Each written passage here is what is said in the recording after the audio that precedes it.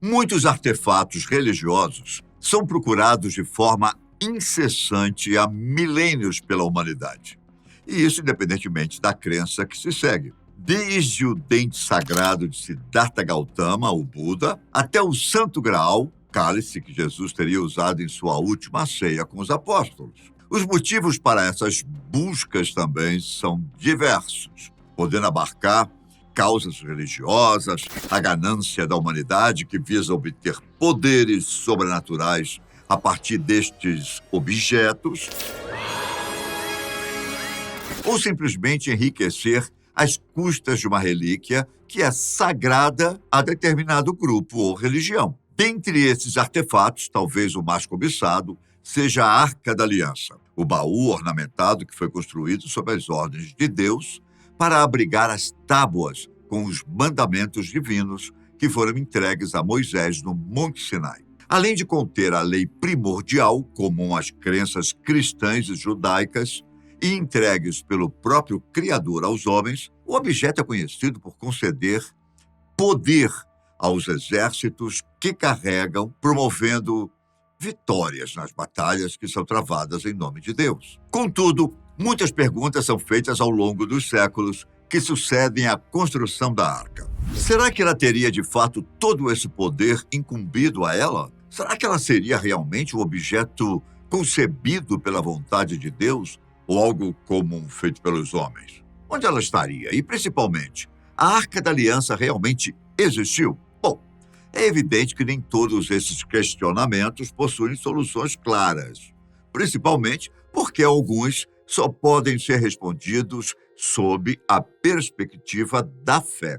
Hoje vamos trazer um pouco sobre o que sabemos a respeito do cofre que pode guardar um dos maiores sinais do pacto de benevolência de Deus com a humanidade e qual seria seu possível paradeiro. Vamos começar com um breve panorama da história da concepção da arca e por que ela representa um grande sinal da aliança de Deus conosco. Nos apoiaremos, tanto quanto for possível, nos textos bíblicos, que são nossa fonte mais segura sobre os conhecimentos sagrados. A seguir, faremos a descrição das instruções para a construção do objeto, que se encontra no livro de Êxodo, capítulo 25, versículos de 10 ao 22. O texto pode apresentar diferenças de acordo com a tradução, mas o conteúdo é sempre o mesmo e diz o seguinte: farão uma arca de madeira de acácia. Seu comprimento será de 2,5 côvados, sua largura de 1,5 côvado e sua altura de 1,5 côvado. Tu a recobrirás de ouro puro por dentro e farás por fora, em volta dela, uma bordadura de ouro. Fundirás para a arca 4 argolas de ouro, que porás nos seus 4 pés, 2 de um lado e 2 de outro. Farás 2 varais de madeira de acácia, revestidos de ouro, que passarás nas argolas fixadas dos lados da arca, para se poder transportá-la. Uma vez passados os varais nas argolas, delas não serão mais removidos. Porás na arca o testemunho que eu te der. Farás também uma tampa de ouro puro, cujo comprimento será de 2,5 côvados e a largura de 1,5 côvado. Farás 2 querubins de ouro e os farás de ouro batido nas 2 extremidades da tampa, um de um lado e outro de outro, fixando-os de modo a formar uma só peça com as extremidades da tampa.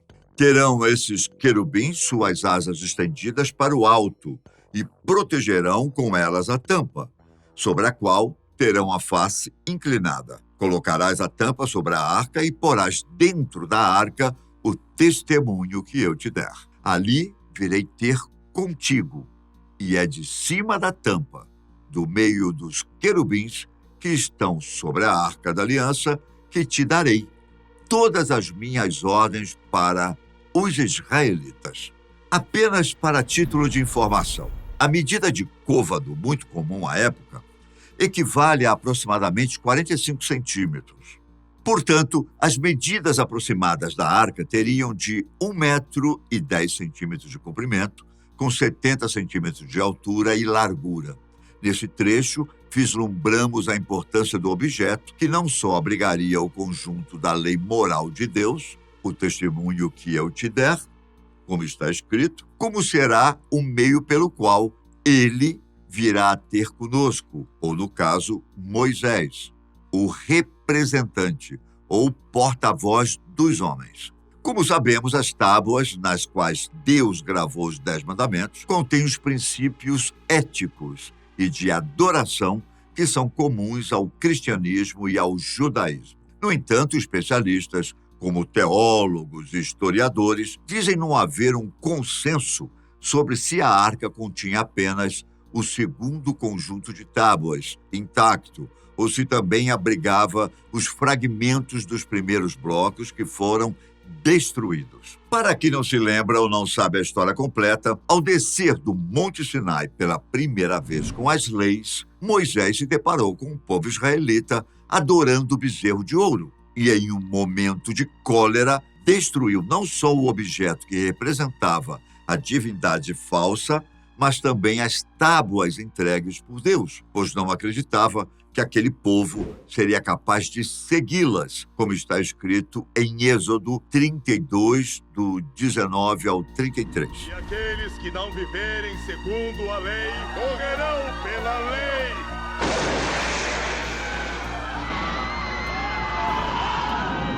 Contudo, posteriormente, e com mais calma, Moisés pediu perdão pelos pecados daquele povo e rogou que eles tivessem outra chance. Deus, demonstrando sua benevolência e misericórdia, autorizou que o profeta esculpisse outra vez as tábuas, gravando as mesmas palavras que estavam nas anteriores, e reforçou a aliança que se estabelecia com o povo israelita a partir destas leis e dos prodígios que se realizariam a partir do seu cumprimento. Tudo isso pode ser lido também no livro do Êxodo, capítulo 34, versículos de 10 a 14. Em outras passagens, inclusive no Novo Testamento, como Hebreus 9:4, é mencionado que, além das tábuas da lei, na arca também foram colocados a vara de Arão, irmão de Moisés, e um pote de ouro contendo um maná, pão dado por Deus e descido do céu para alimentar os israelitas na travessia do deserto, em busca da terra prometida. Todos esses objetos simbolizavam nossa relação com o Criador e foram produzidos nos momentos de descrença para servirem como símbolos da aliança às futuras gerações. Durante os 40 anos que os israelitas cruzaram o deserto, a arca ia à frente, guiando e protegendo o povo de Deus. Quando paravam e armavam o acampamento, montava-se uma tenda especial, sagrada, chamada tabernáculo. Ela acomodava o artefato sagrado, provisoriamente, até a chegada na Terra Prometida, onde seria erguido um templo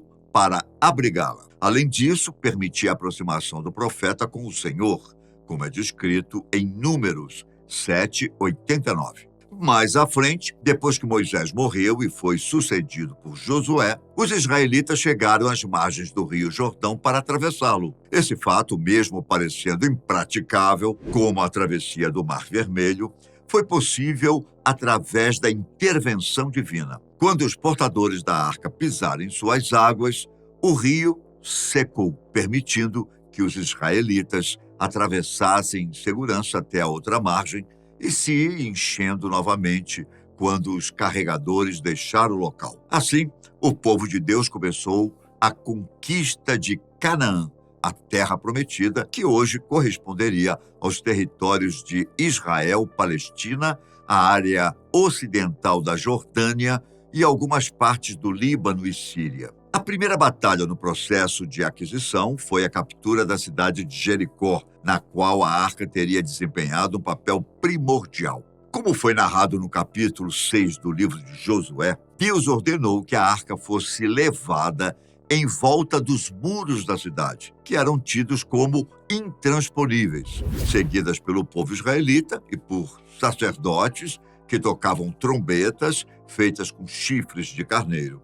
No 7º dia, os 7 sacerdotes deram 7 voltas em Jericó, soprando 7 vezes as 7 trombetas, e um estrondo pôde ser ouvido ao desabarem as muralhas, permitindo que os israelitas tomassem o local. Além dessas passagens que acabamos de ver, a travessia do Rio Jordão e a conquista da cidade de Jericó, há outras passagens bíblicas que demonstram o poder e os prodígios sobrenaturais da Arca da Aliança, como quando ela foi capturada pelos filisteus. Esse era um povo que vivia no sul de Canaã durante a Idade do Ferro. De acordo com o primeiro livro de Samuel, eles conseguiram vencer os israelitas na batalha de Ebenezer. O povo de Deus, então, decide trazer a arca que estava em Siló para ajudar nestes combates, que ela já os havia protegido em outros momentos. Embora os filisteus tenham temido no início, quando ouviram que os israelitas tinham com eles o Deus que os tirou do Egito e arrasou o país com suas pragas, eles tomaram coragem e efetuaram um ataque e tiveram êxito. Os soldados filisteus dizimaram o povo israelita e tomaram a arca, levando-a para a cidade de Asdod e colocando-a ao lado da estátua do deus Dagon, divindade dos cereais, que seria protetora das colheitas. No entanto, no dia seguinte, quando os filisteus acordaram, encontraram a estátua caída com o rosto no chão, de frente para a arca, como se estivesse em adoração. Levantaram a escultura e a colocaram de volta no lugar original. Mas na manhã seguinte, novamente, a peça estava no chão. Porém, desta vez, sua cabeça e suas mãos haviam sido cortadas e colocadas na entrada do templo, onde cultuavam a divindade. Além disso, Deus puniu a população de Asdod com uma praga de ratos e uma doença que causava tumores, fazendo com que os filisteus levassem a arca para outra cidade, Gate. Lá aconteceu a mesma coisa. Todos começaram a perecer com os tumores, dos mais velhos aos mais jovens, além de acometimento pelas pragas. O povo de lá, então, levou o artefato para Ecrom. Sendo mais razoáveis, assim que apareceram os primeiros ratos, o povo da cidade protestou e forçou os líderes a devolverem a arca aos israelitas. Assim foi feito, e o símbolo da aliança de Deus com a humanidade foi devolvido 7 meses depois de ter sido roubado, sendo levado à cidade de Bet-Sames ou Bet-Semes. Posteriormente, o rei Davi ordenou que a Arca da Aliança fosse levada a Jerusalém, onde ficaria em uma tenda permanente, situada no distrito chamado Cidade de Davi. Mais tarde, ele percebeu que a arca, símbolo da presença de Deus na terra, estava em uma tenda, enquanto ele mesmo abrigava um palácio. Por isso, começou a planejar a construção de um templo que estivesse à altura de abrigar tal artefato. A edificação só tomou forma de fato com seu filho, o rei Salomão, dando origem ao conhecido templo que levou seu nome. O edifício de proporções inimagináveis foi erguido com o propósito de ser um local de adoração ao Deus de Israel, e por isso nele haveria um lugar específico para guardar a arca, o maior símbolo dado ao povo por seu Criador. Ali, o artefato permaneceu por vários séculos, até por volta de 587 a.C., quando os babilônios invadiram e arrasaram Jerusalém, incluindo o Templo de Salomão. Este episódio é confirmado por evidências encontradas fora da Bíblia, como as Crônicas da Babilônia, que narram a invasão pelo rei Nabucodonosor II, sob a perspectiva dos invasores. Mas depois disso, o que aconteceu com a arca? Foi destruída no combate? Levada pelos babilônios? A Bíblia não diz nada a respeito. Partindo deste evento, os teólogos e estudiosos bíblicos apontam 2 principais hipóteses. O artefato poderia ter sido escondido, provavelmente enterrado, no próprio monte do templo, local onde ficava a igreja erguida por Salomão. Ou a arca realmente teria sido levada por Nabucodonosor II de volta para a Babilônia depois da invasão. No segundo livro dos Macabeus, há escritos que afirmam que o profeta Jeremias foi avisado por Deus sobre a invasão babilônica, o que teria possibilitado que a arca fosse removida do Templo de Salomão e enterrada no Monte Nebo, onde atualmente se encontra a Jordânia. No entanto, como sabemos, o artefato nunca pôde ser encontrado por lá. Como o conhecimento histórico é guiado por evidências e não pela fé, como o saber produzido pela religião, faz surgir inúmeras perguntas e algumas teorias sobre o objeto que simboliza a aliança e a presença de Deus entre os homens. O questionamento mais óbvio é: a Arca da Aliança realmente existiu? Algumas teorias que partem da negação da existência do objeto apontam que o livro do Êxodo seria historicamente falso, assim como a arca. Contudo, dentre essas vertentes, encontram-se aquelas que aceitam a existência da arca enquanto objeto, mas rejeitam seu status de relação com Deus. Segundo essas correntes, Moisés seria uma espécie de trapaceiro que teria criado a narrativa de ser um profeta e interlocutor de Deus para manipular seu povo, afirmando-se como líder de maneira incontestável, e a arca nada mais seria que uma representação física dessa relação fictícia. Isso explicaria, por exemplo, porque ele sempre teria que se encontrar com o Criador sozinho, seja ao se retirar para o monte ou através da tenda erguida para abrigar o artefato. Assim, as tábuas da lei não seriam regras divinas, mas condutas impostas pelo próprio profeta ao seu povo. Portanto, mesmo que a arca tivesse existido, não teria um caráter sagrado antes da manipulação. Contudo, esse é um ponto de vista difícil de sustentar, principalmente se você acredita em outros trechos do relato bíblico, pois seria difícil argumentar contra os prodígios produzidos pela arca, além de ter que assumir que alguns pontos do texto sagrado são verídicos, enquanto outros não, de acordo com a conveniência de quem lê. Outra vertente afirma que, independentemente do cunho religioso do artefato, é possível apontar a importância da posse da arca para os povos, principalmente nas batalhas.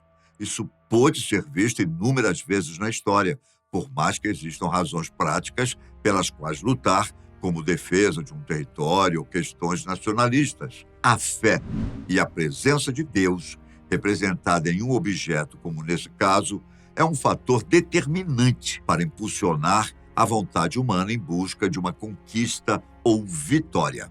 Contudo, mesmo se tratando de um objeto placebo, usado para manipular e incentivar povos antigos, ou um sinal real da aliança de Deus com seu povo, supondo que ela realmente exista e não foi destruída pelas invasões babilônicas, novamente a pergunta: onde estaria a arca? Uma teoria afirma que ela foi levada para a Etiópia. A Igreja Ortodoxa Etíope afirma que a arca está guardada sob seus cuidados na Igreja de Nossa Senhora Maria de Sião, mas seu acesso é restrito apenas ao monge guardião, pelo perigo que traria a outras pessoas comuns ao vê-la com seus próprios olhos. A tradição religiosa afirma que o primeiro imperador da Etiópia, Menelik I, que seria filho do rei Salomão, teria levado o artefato para o país africano por volta do século X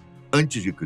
E desde então, ela é guardada por uma pessoa por vez, através do cargo vitalício, que é passado apenas pela própria pessoa que ocupa o cargo. Por isso, nada pôde ser confirmado até hoje. Outra teoria curiosa conta que a arca estaria na Irlanda, especificamente na colina de Tara, antigo local cerimonial que hoje é protegido como um monumento nacional. A proteção precisou recair sobre o local porque no final do século XIX, diversas pessoas passaram a conduzir escavações desesperadas em busca do paradeiro do objeto. Mesmo assim, Entre 1992 e 1995, um arqueólogo especialista pôde fazer as buscas de forma correta, preservando o local, mas não encontrou nada. Ou ainda poderia ter sido levada escondida para Roma, para ser colocada na Basílica de São João de Latrão, mas teria sido destruída nos incêndios que devastaram o templo no século XIV. Contudo, para os mais religiosos, o paradeiro da Arca da Aliança não pode ser estabelecido até hoje, pela própria vontade divina. Sobretudo porque, para quem crê, a aliança de Deus com o seu povo foi renovada no envio de seu Filho para redimir nossos pecados, e este sacrifício supera qualquer objeto que possa eventualmente ser encontrado. É isso. Eu fico por aqui e até a próxima.